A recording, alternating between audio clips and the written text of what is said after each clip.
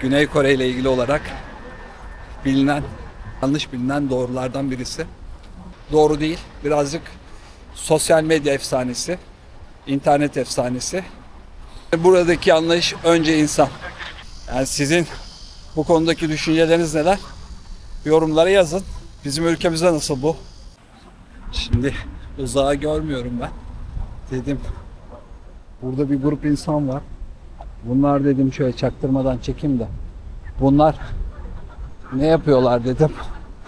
Gösteri mi var dedim. Asker alma idaresi mi dedim. Nedir bu dedim.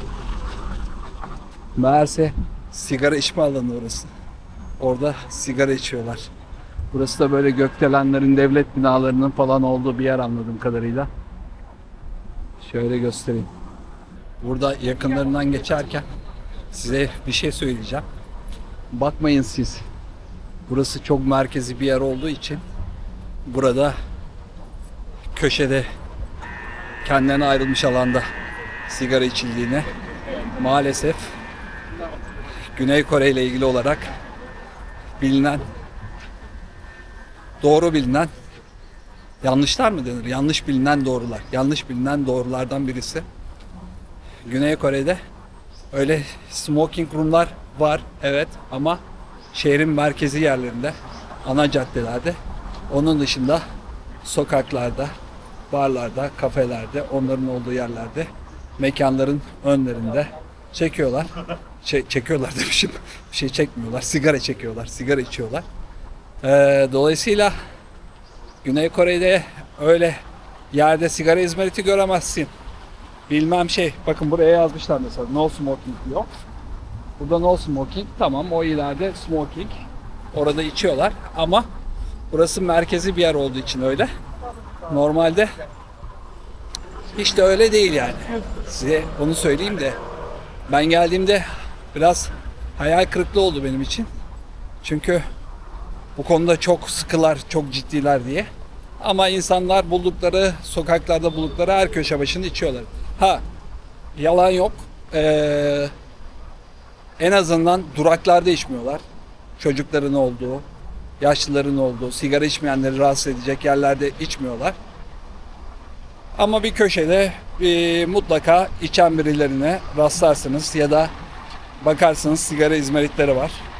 Yani o yüzden hani yerlerde hiç sigara izmariti yok. Tertemiz ülke, tertemiz demek birazcık doğru değil. Birazcık sosyal medya efsanesi, internet efsanesi. Şaşırdım yani ben buna. Değişik geldi bana. Hiç beklemiyordum böyle bir şey. Bakalım, Japonya'da belki bu konu çok ciddidir. Hemen yol verdi sağ olsun. Yaya geçidinde hemen yol verdiler. Şimdi şuradan ilerleyelim. Evet, gördüğünüz gibi burası genellikle polis departmanı var. Hemen burada da saray.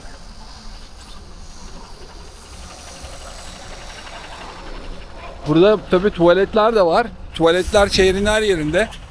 Ücretsiz. Hazır görmüşken tuvaleti de göstereyim size. Buradaki görüyorsunuz tuvaletler tertemiz. Ücretsiz. Yani metro istasyonlarında da var. Oraya metroya gittiğimde de gösteririm. Bakın geliyorsunuz. Burası engelliler için. Burası tertemiz tuvaletler. Burası yoğun bir olduğu için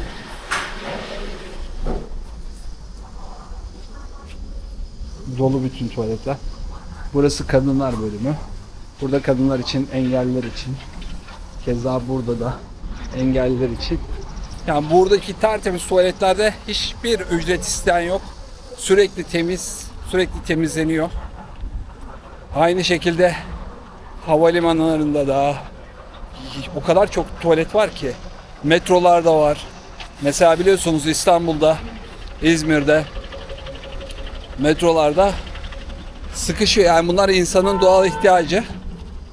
Ama bizde cami tuvaletine, en yakın mahalle camisine koşmak ve bazen cami tuvaletlerinde de ücretlerle karşılaşmak. Yani şu anda bilmiyorum ama en son baya böyle 15 lira, 20 lira, 25 lira falan gördüm. Bilmiyorum, belki daha aşağıdır, daha yüksektir. Yani sizin bu konudaki düşünceleriniz neler? Yorumlara yazın. Bizim ülkemizde nasıl bu tuvalet işi? Bir de o kadar para alıyorlar.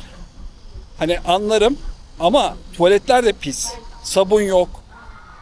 Tuvalet kağıdı yok. Hani tamam, ücretini ödüyoruz ama sonuçta şey yok. Karşılığında bir hizmet de alamıyorsunuz. Sadece tuvaletler ücretli. Burada hem tertemiz, pırıl pırıl, tuvalet kağıdından sabunla her şey var ama hepsi ücretsiz. Yani buradaki anlayış önce insan.